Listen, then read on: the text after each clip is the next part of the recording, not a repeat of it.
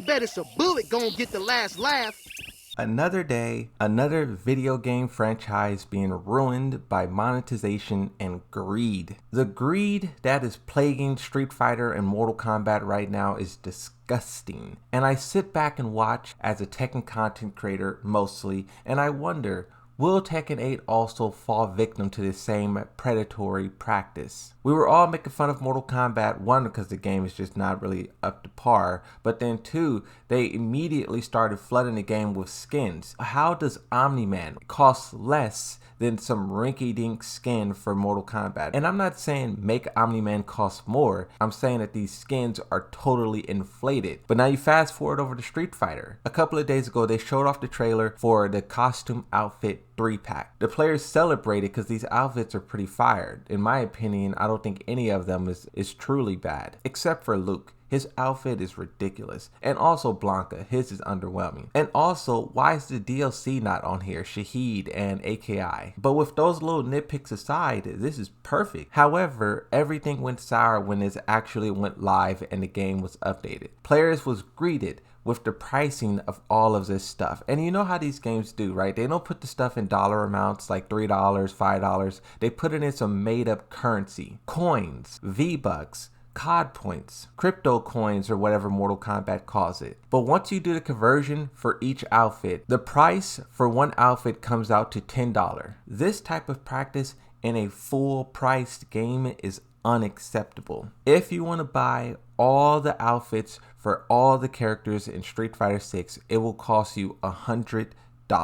The level of greed that both of these companies show, Street Fighter and Mortal Kombat, is unacceptable. You even have news articles in the gaming industry like IGN taking jabs at them. Street Fighter fans calls out Capcom for awful monetization after Outfit 3 prices causes uproar. A Reddit post that is sourced in this article that has over 400 upvotes says do not buy the costumes, trying to get everyone to boycott. Before I talk about whether or not Tekken 8 will or will not do it, first we have to understand why they're doing it. A portion of gamers, you can call them casuals, you can call them whales, you can call them whatever you want. Even if the majority of players boycott it, if you just have 1,000 people buy all 100 skins, you do the math and you can see how quickly that adds up. To all of the criticism, Street Fighter responded and they said, unlike Outfit 2, Outfit 3 is only available for purchase and cannot be unlocked via World Tour. Hence why the price is different. Like, if you're a broke boy, just say so. And Capcom has always been a greedy, money first, fun later type of company. And then it sucks to see Mortal Kombat is now following suit. There was a point in time where NetherRealm Studios wasn't like this, where they actually put out good games, where they actually cared about the product. Now they do the bare minimum. They have a bunch of shills cover for them, and then they flood the game with skins. And even though they get a lot of hate for it, it works. There are so many companies that flood their games with skins, and once those companies release their financial reports, you see that they're making billions of dollars off of those skins. That's why companies like Capcom and NRS chase after that same bag, because it's billions of dollars at stake. We see $10, $100, but when you add up everyone together, you're talking billions. But now when you look at Tekken 8 and you ask the question, will they have skins or will they not have skins? In my own personal opinion, I think the writing is on the wall and it's almost certain that they will. They already have the 4 outfits in the game. Default, the alternate default with a different color. The true alternate for Jin and Kazuya is the karate pants with the shirtless. But then you also have the Tekken 7 outfit. That one is very telling. The fact that they put all the Tekken 7 outfits in the game, that's one step away from them adding Tekken 6, Tekken Tag Tournament 2, Tekken 5, so on and so forth. They're already halfway there with the base roster and gathering up all the other skins and selling it to us maybe one at a time or in packs for DLC. It's not that far-fetched. Another thing that I also think is important to mention is the gold suits that's in the game as well. We already seen Leo's and Steve Fox. We got a hint at some of the other characters, but that counts as skins as well. It's bundled with the deluxe and ultimate edition of the game. Once again, that's just one step away from adding true DLC skins to the game. I don't think anyone is against it. I think everyone would like for the game to be continuously updated after launch with characters, with patches, with new content. But it's just a simple fact when the developers try to break our pockets and take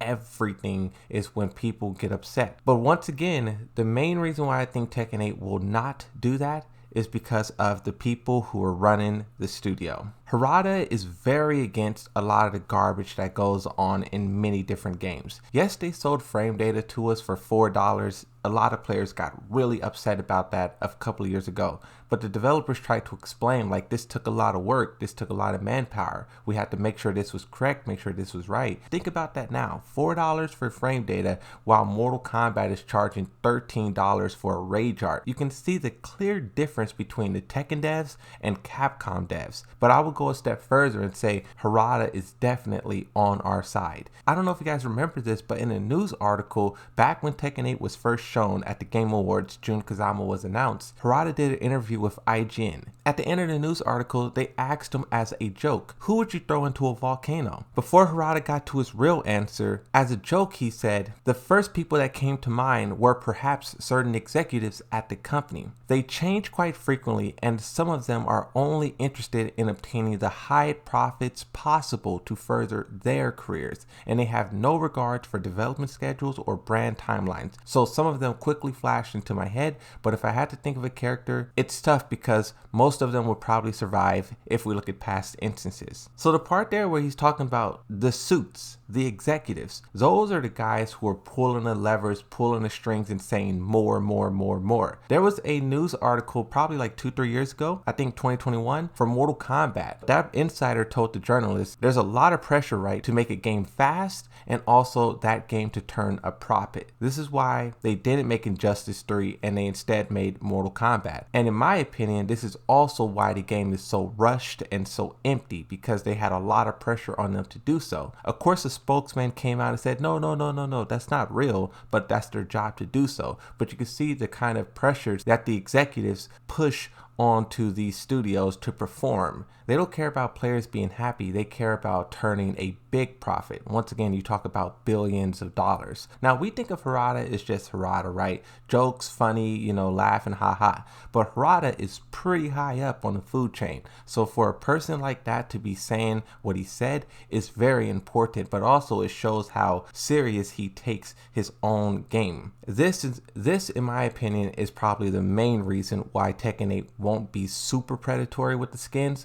But at the same time, pay to win DLC and stuff like that was also a big problem for Tekken 7. And just seeing how the other companies are stepping it up a notch, I can only imagine Tekken 8 doing the same. If you shift back to the skins, some of those are already in the game. The chances of them adding more is a no-brainer. There's so many different concept arts that never made it into a game, but then there's also past outfits that I see on Reddit and Twitter all the time where players are saying, please put these into the game. That is just money waiting to be grabbed, and I'm sure the developers will grab it. This whole situation kind of sucks because it's supposed to be something that's celebrated. As it stands, fighting games is one of the few genres that's going strong. As you look across the gaming industry, so much stuff is starting to crumble and collapse. Halo, Battlefield, Overwatch 2, it's controversy everywhere. To see fighting games also fall into that as well is heartbreaking. From Battlefield to Battlefront to Halo, past Call of Duties, Overwatch, Overwatch 2,